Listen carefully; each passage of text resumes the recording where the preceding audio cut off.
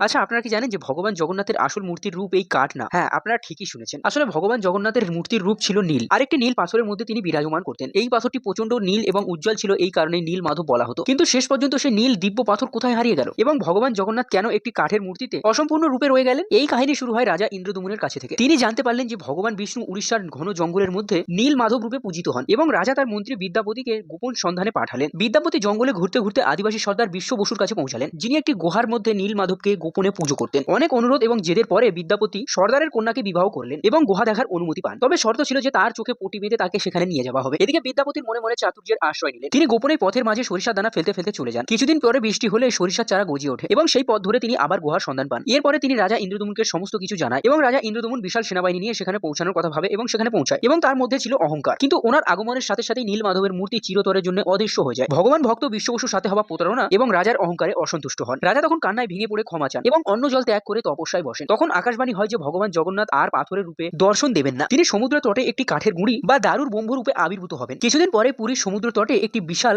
রহস্যময় কাঠের গুঁড়ি ভেসে আসে। তখনই রাজা ইন্দ্রদমন বুঝতে পারে যে এটা ভগবানের ইচ্ছিত রূপ। তিনি আদেশ দেন যে সেই পবিত্র কাঠ দিয়ে মূর্তি নির্মাণ করা। কিন্তু অবাক করে দেওয়া ব্যাপার হচ্ছে এটা, কোনো কারিগরি সেই কাঠে কাজ করতে পারছিল না। ছেনি হাতুড়ি সেই কাঠের মধ্যে একদমই চালাতে পারছিল না এবং ছেনি হাতুড়ি ভেঙে যাচ্ছিল। তখন ভগবান বিশ্বকর্মা একটি বৃদ্ধ শিল্পরূপে আবির্ভূত হন এবং তিনি এটা বলেন যে 21 দিন ঘর বন্ধ রেখে কাজ করতে হবে এবং মাঝখানে দরজা কিন্তু খোলা যাবে না। এবং রাজার সঙ্গে সঙ্গে শর্ত মেনে নেয়। কিছুদিন পর্যন্ত ভেতর থেকে কাজের শব্দ শোনা গেলেও পরে হঠাৎ সবকিছু নিস্তব্ধ হয়ে যায় এবং রানী গুন্ডিজা উদ্বিগ্ন হয়ে দরজা খুলে দেয়। ভেতরে দেখা যায় যে শিল্পকর অদৃশ্য এবং সেখানে দেখা যায় যে ভগবান জগন্নাথ, বলভদ্র ও সুভদ্রা দেবী অসম্পূর্ণ মূর্তি অবস্থান করছেন। রাজা দুঃখিত হলেও তখনই ভগবান বিষ্ণু ইঙ্গিত দেন এই অসম্পূর্ণ রূপেই তিনি ভক্তদেরকে দর্শন দিতে চায়। আর ঠিক এই কারণে ভগবান জগন্নাথের সব থেকে অসম্পূর্ণ এবং প্রিয় রূপে আমরা পুজো করি। যদি সত্যি ভগবান জগন্নাথের উপরে বিশ্বাস বা ভরসা থাকে তাহলে অবশ্যই ভিডিওটিকে লাইক করে চ্যানেলটিকে সাবস্ক্রাইব করে দেবেন। আর হ্যাঁ, ফেসবুকে যদি আপনারা এই ভিডিওটিকে দেখেন তাহলে অবশ্যই ফেসবুক পেজটিকে ফলো করে দেবেন। আর হ্যাঁ, কমেন্ট বক্সে জয় জগন্নাথ লিখতে একদমই ভুলবেন না।